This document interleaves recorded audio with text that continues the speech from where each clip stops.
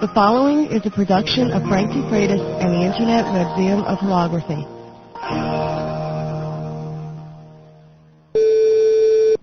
Just think about it. Our whole world is sitting there on a computer. It's in the computer. Everything. It's all right there. Everyone is stored, and there's like this little electronic shadow on each and every one of us just begging for somebody to screw us. They've done it to me, and you know what? They're going to do it to you. Hello, this is Frank D. Freitas, and welcome to HoloTalk, the Internet's laser and holography talk show. Our toll-free number is 1-800-458-3525, or you can send an email to holotalk@holoworld.com. We've got telephone calls, we've got emails, we've got special guests coming up, so thank you for tuning in, and let's get this week's show on the road. Hello everyone, this is Frank D. Freitas, and welcome to another week of HoloTalk, and a special welcome to our listeners who are attending Photonics West 98, which is running January 24th through the 30th at the San Jose Convention Center in California. This week's guest is Dr. Stephen Benton, who is head of the Spatial Imaging Group at the Media Lab at MIT, and is also Conference Chair of Practical Holography 12 out at Photonics West. This show is going to be left up for 2 weeks, even though this is a weekly show, and the reason is because this convention in Photonics West does not end until January 30th. I thought it would be a good idea just to leave it up so all the attendees have an opportunity to log on and hear Dr. Benton give his interview about lasers and holograms. So it will stay up until our next show, which will be February 1st, and will feature Brian Monahan from Pennsylvania Pulp and Paper, and Brian is going to talk to us about desktop holography, so that's going to be an interesting show as well. If you're listening to HoloTalk for the first time, let me take a few moments just to explain to you what HoloTalk is all about. HoloTalk is an internet radio broadcast. It's broadcast weekly in real audio format, and we cover the fields of lasers and holograms. We have special guests on the show, and we also answer questions which are phoned in on our toll-free number and also sent in through email from our listeners. So let's move on and go to our first telephone call this week. We'll take a couple questions and answer them, and then we'll move on to our interview with Dr. Benton. Yeah, I saw a hologram feature from GM Motors in the 1986 World Fair in Canada, and it was literally a three-dimensional visual effect. And I didn't know if you knew anything about that or how to create that, or if the only holograms you've dealt with has been something on either, some kind of format, like two-dimensional piece of material. So I was curious if you knew of any way to create an actual three-dimensional hologram picture, full color, something that you can... they had smoke coming out of the ground, and it would turn into different images, and they'd disappear, and then an Indian figure would come up fully colored, and, it looked real, but it was just the image out of white. So I didn't know if you know anything about that, or if you can elaborate on that for me. Okay, listener, thank you very much for your call. My guess, this doesn't have too much to do with holography, and what I think you may have witnessed out there at the World's Fair, especially considering the year, 1986, was probably laser scanning. The giveaway to me was the fog, and fog is used a lot of times. I know out in Las Vegas they used to spray from the water fountains to do some of the laser light shows. So fog and spray, that gives me an idea that you're talking about some sort of a laser light show and laser scanning. Now, laser scanning is nothing new today. Here we are in the 1990s, and it probably wasn't anything new technically back in 1986, but for entertainment purposes, it probably was fairly new, and especially considering you're talking that these images were in full color. My guess is it was a very elaborate laser scanning system that was hooked up to a computer, and these images were actually scanned using galvanometer scanners into that fog that rose up during the performance. So I'm not quite sure what you're speaking as holography, but it was absolutely something to do with lasers, and my guess on that was that it was actually laser scanning into that fog with multiple color laser beams. Just a reminder to our listeners, you can send in your questions two ways. One is our toll-free number, which is 1-800-458-3525, and leave your message on the machine. We'll be happy to use your voice on the mail or on the air. Or you can send an email to holotalk@holoworld.com, and we'll read your question and answer it also on the air. So let's go on to our second telephone question this week. Hi, we're Nancy and Teresa from the Elgin School at an elementary school in Norton, Massachusetts, and we're in 4th grade. We're doing a science fair project on holography, and we would like to know if we can do any simple activities on holograms so that people will come to our station to visit us. Well, thanks, kids, for sending in your question. Kids are always welcome here at HoloTalk with their questions. They're our future generation. They're the ones that are going to carry the torch after we're no longer able to do so. And they will be the attendees at Photonics East and West 2020 someday. So we should cherish their participation in this field and try and help them as much as we can. My suggestion to you is, from my experience with science fair projects, it always seems to me that the projects that get the most attention from the judges are the ones that have real-world practical applications. They're looking for things that can be used in the real world and solutions and answers to questions. With lasers and holography, my suggestion to you, outside of actually maybe doing a few holograms on your own, if it's possible for you to do that. If not, you can always put up a very nice display and show how lasers and holograms are being used out in the real world. For instance, the medical applications of lasers as far as laser surgery, laser eye surgery, dental application, laser robotics, how our cars are being put together and welded on the assembly line using lasers. And for holograms, show how that they're being used in advertising and on packaging and things of that nature. Show some real-world practical applications with your project, and I'm sure the judges will look favorably upon you. Okay, moving on. As I stated before, our special guest this week is Dr. Stephen Benton, head of the Spatial Imaging Group at the Media Lab at MIT, and also the conference chair for this year's Practical Holography 12 out at Photonics West 98. We did an interview with him earlier in the week asking him some questions and to get his feelings on holography in general. And we'll listen to that interview, and then we'll come back and we'll cover some of the things that are happening out at Photonics West 98 concerning holography and holographic materials. So let's move on to our interview this week with Dr. Benton, and when we return, we'll cover some of the topics that are being covered this week out at Photonics West 98. Hi, is that Frank? Yes, it is. Steve Benton. Dr. Benton, how are you? Good, thanks. How have you been? Okay. How about if we start off by you telling us a little bit about the Spatial Imaging Group, which I understand you founded in 1982. Is that correct? Yes, that's right. Why don't you tell us a little bit about that group up at MIT? Okay. Yeah, the Spatial Imaging Group is a research group of basically myself and two engineers, Steve Smith now, used to be Mike Klug, and a fellow named Tom Woda, who's our electronics fellow, and then something on the order of 6 or 7 graduate students, master's and PhD students. And we're all working together on problems of the human-computer interface. And in our case, it's digital data being generated into three-dimensional form, visual form. Is that using just holography or other media as well? Well, most of our work is built around holography for sure, either hard copy holography with the goal of making a desktop hologram printer or the interactive holographic video. But we do a certain amount of work in other kinds of 3D, sort of autostereoscopic hologram wannabes, we call them. Mm-hmm. But it's, holography is always going to be the high moral ground and also the high economic ground. So we try to come up with some workaday solutions too. Back in the 80s, there was quite a buzz with the alcove hologram. Did that progress any? Well, the alcove hologram got a lot of attention because it produced this aerial image floating in space that was visible over about 120 degrees by the time you got down to practical reality. And a few years after we did that, a student named Mike Halley came up with an idea he called the ultragram, mm-hmm. which let us get about 110 degrees out of a flat image hologram.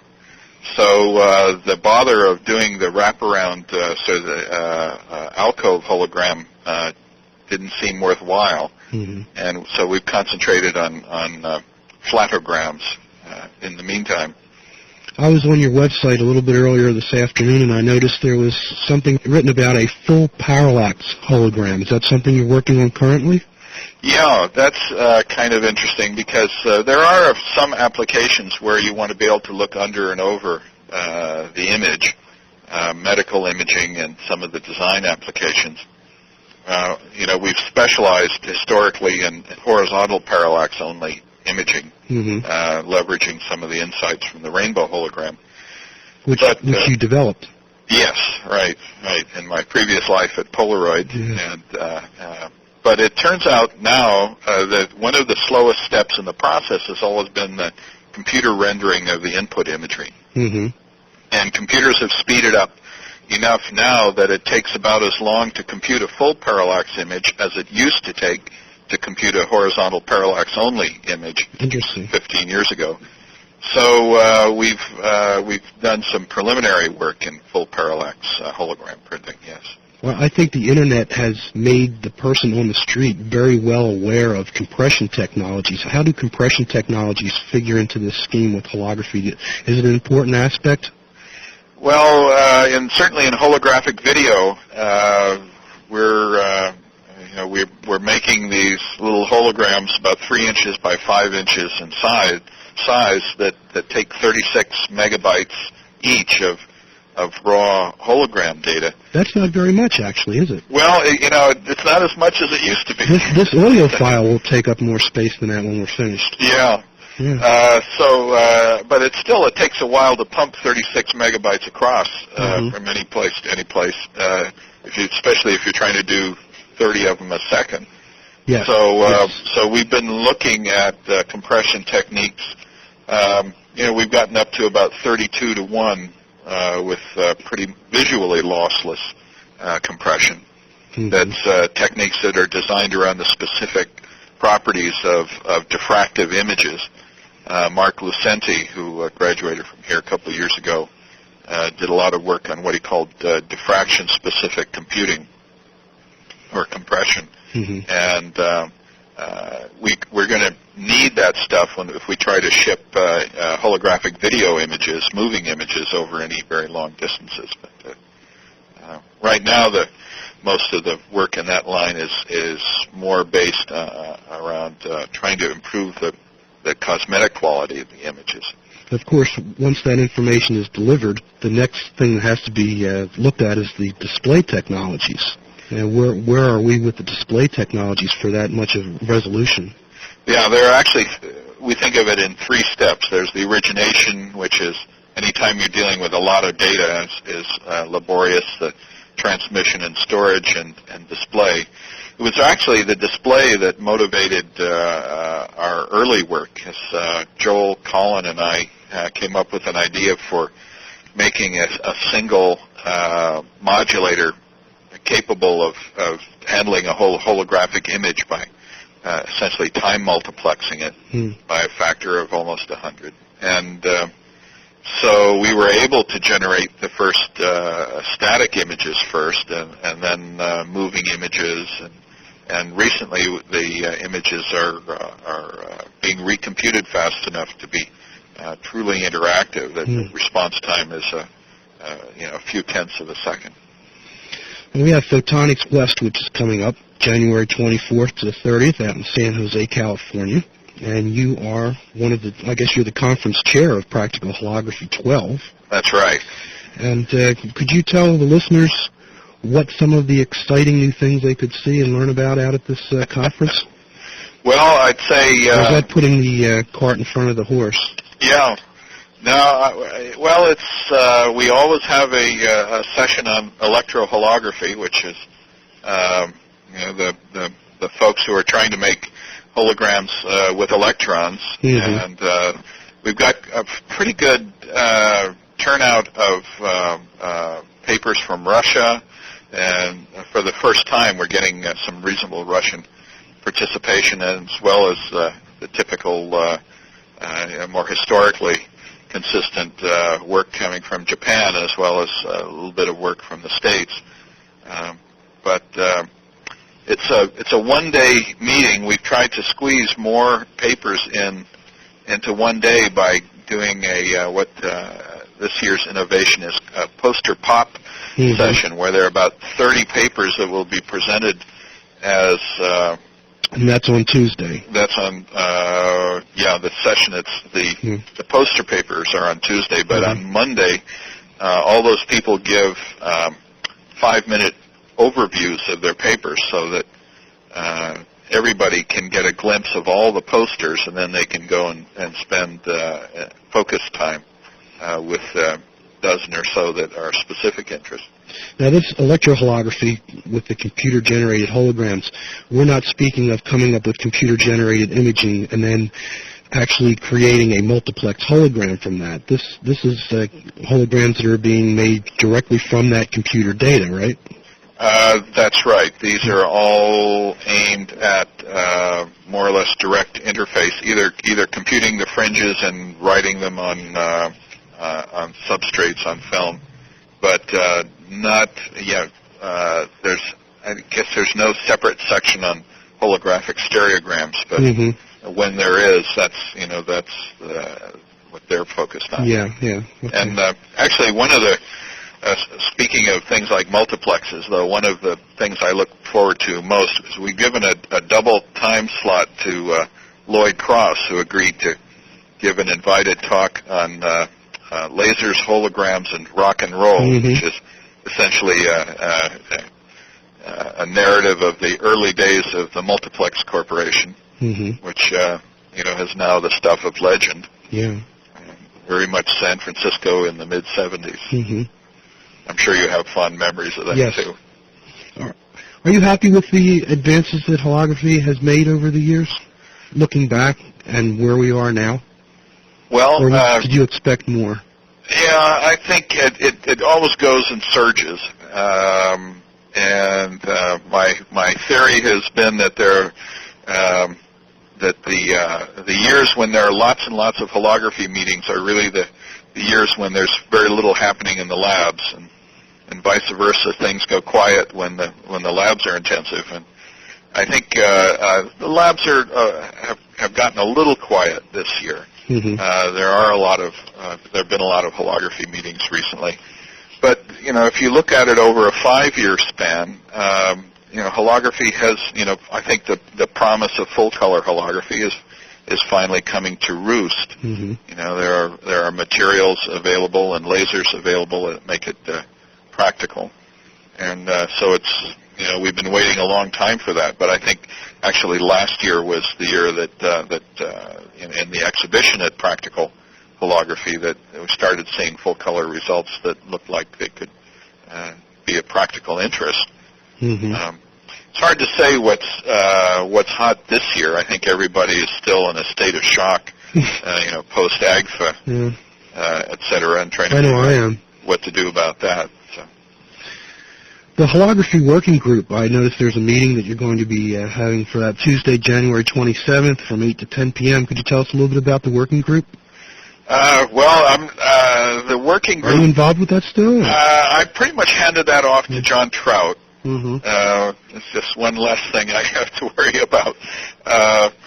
So that's going to be Tuesday night, which is usually beer and potato chips and a panel discussion on a topic that John and his gang are working on. The whole idea is to get the audience, which is usually 40 or so people, to get as rowdy as possible over some contentious issue. Okay. We have a lot of students that log on to the site, both from their schools and from their homes. And I was wondering, having you on here, and you're involved with education quite a bit, what advice, let's just pick a typical 8th grader who's listening right now. They've seen holograms. They may be collecting holograms. They think it's the coolest thing. What advice would you give to them if they had an interest in holography to pursue that as a career? Wow. Well, I think the best advice I can think of is to use holography as a way of motivating yourself about learning about all the aspects of optics, of physics and science in general, and and the math involved in holography. Because it is a wonderful motivator, and it's a wonderful platform from which to launch into lots of other kinds of new media. And I think it won't be long before people will be generating the information they needed for a hologram on their desktop computers, whether it's a PC or a Mac. But the question of whether there are careers in holography, I mean, I wound up making my career in holography by leveraging it into education. There are very few students who come out of here as graduate students who get hired directly into holography. Most of them either start their own companies or go to work for companies and slowly infiltrate them with holographic ideas and wind up building a lab in the basement of their new company. Do you see that the same maybe 8 years down the road when this 8th grader would be coming out of college? What do you see different 8 years from now? Do you see it as a viable field? I think holography's role ultimately is to be the inspiration for the next invention that will replace it. Ooh. So it's and so it's the right place to be to get ready for that. What are some of the hot competing technologies right now? Well, there are new 3D technologies that are based on new kinds of optical systems using large lenses that are being developed in England by the Sharp Laboratories there, and by another approach at Cambridge University, and they're all sufficiently more sophisticated and elaborate than anything else that's happened, that I can't help believing they wouldn't have happened unless holography came along and made them look relatively sane by comparison. Our appetite for information content is so much higher than any of these systems that we make a lot of space for new and more ambitious systems that are also much higher quality. Well, I have to ask you this last question. I saved it for last because I know you're going to cringe. I get emails about this all the time. In fact, I just got another one today. And I'm going to have to ask this because I know people really chew me out if I don't. Will we, or when will we, ever see holographic television? Well, the problem with television today is not that it's not three-dimensional or ultra-high resolution. It's that Twin Peaks got canceled after 2 seasons. So I'm not sure we really speak to the real needs of the system. Holographic video, though, I think it'll progress first from high-end engineering workstations to maybe medical imaging workstations.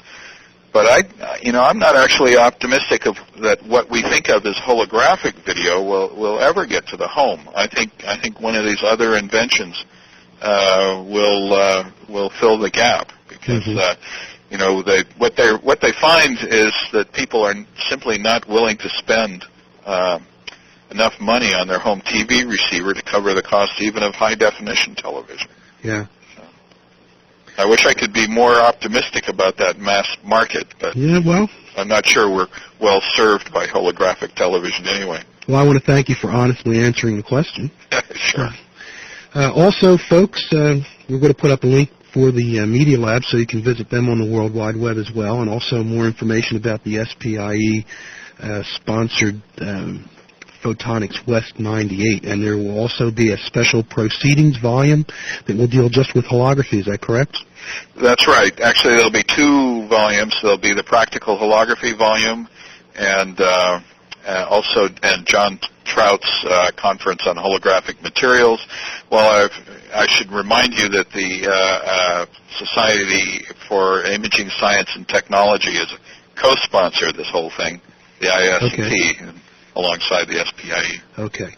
And you can order those proceedings now at the SPIE website, and I believe there's a discount for ordering them early. I think the holography one is $53 right now. I don't know what it'll be after the proceedings. So thank you very much, Dr. Benton, for being on the show. You bet. It was certainly an honor to speak with you. And that about wraps it up. Great. I look forward to following your further efforts on the web. Okay, thank you very much. You bet. Right, bye. Okay, we're back in the studio, and once again, I'd like to thank Dr. Benton for being a guest on the show, and also a special thank you to Kathleen Robinson from SPIE, who helped make the arrangements for Dr. Benton to be on. I'm sure the listeners thank you as well, because it was a very interesting interview. As we move on, I have some numbers here I want to go over with you. If you remember in the interview, we spoke about compression ratios and how important it is for holography because there's so much information that we need to send out. And that's probably one of the bottlenecks that we're running into and why we're not seeing holography move forward as quickly as we'd like to. I haven't heard the interview since earlier in the week, but I think from just memorizing what I heard during the beginning of the week, Dr. Benton mentioned that they had a compression scheme worked out at 34:1 for data compression, and that they were using a display size of 3 by 5 inches. So let's take a look at that and see exactly how much data we're talking about. Now, uncompressed, that data works out to 1.2 gigs per frame. Now, remember, we have to send 30 frames per second, so we have to times 30 times 1.2, and that gives us 36.7 gigabytes of data sent per second in order to see this as a realization. 36.7 gigs per second transmission rate. Now, with their 34:1 compression ratio, he mentioned that one of those displays takes up 36 megabytes per frame. Now, if we take that and times that by 30 frames per second, we go to 1.1 gigabyte, which is a little bit more manageable than 36.7 gigabytes. Of course, we're never going to send this information over 28.8 modem. 1.1 gig is really transmitting a lot of information, but I think we're starting to get there. We may see this someday. 1.1 gig, if we can get that down a little bit, maybe come up with some sort of a new technology that can take that information down even further. As we get more and more into fiber optic connections with one another, we may see the day when we'll see some holographic displays in our homes bringing programming in. As we mentioned earlier, let's go over a little bit about what's happening out at Photonics West 98, and especially Practical Holography 12. And I've got the paperwork here. Conference chair is Stephen A. Benton, MIT Media Lab. Session 1 has to do with electroholography, as we mentioned before, and this is actually the electronic transmission and display of holography itself. We also have a session on imaging. Session 3 deals specifically with applications. We have the poster pops on Monday. Don't forget to check that out. We also have multimedia communications, what's next, and then posters Tuesday. I'm not quite sure multimedia communication, what's next, has anything to do with holography. Posters on Tuesday are the longer presentations that were covered with the 5-minute oral reviews. Poster pops on Monday. And the posters on Tuesday, we've just got sheets and sheets of things that are being covered out there. Another thing that we have is holographic materials, which the conference chair is T. John Trout from DuPont Holographic Materials. And from what I can see on the printouts that I have here, Session 1 deals with Materials 1, dichromate materials. And in Session 2, and these are both on Tuesday, by the way, Materials 2 is photopolymer and silver materials as well. Session 3, which is also on Tuesday, recording and measurement techniques. Nick Phillips is chair of that. Session 4 is also on Tuesday, applications using holographic materials. Fujii Iwata from Topan Printing Company in Japan. Hello, how are you? We had lunch in Baltimore not too long ago. Okay, and they also have poster pops on Tuesday. Oh, boy, look at all this stuff. I'll tell you, we've got pages and pages. Folks, what you need to do is go to the site for Photonics West 98 and see just how much is being offered out at this conference for holography. Also, there's a number of other things being offered out there. We have Electronic Imaging 98, Optoelectronics 98, BIOS, which is Biomedical Optics 98, and LASE 98, which deals with lasers itself. This is all happening under one roof at the San Jose Convention Center, running January 24th through the 30th. Once again, out at Photonics West, and you can go over to that website. We have a link for that right on the HoloTalk page. It's www.spie.org. So you want to go over there as well.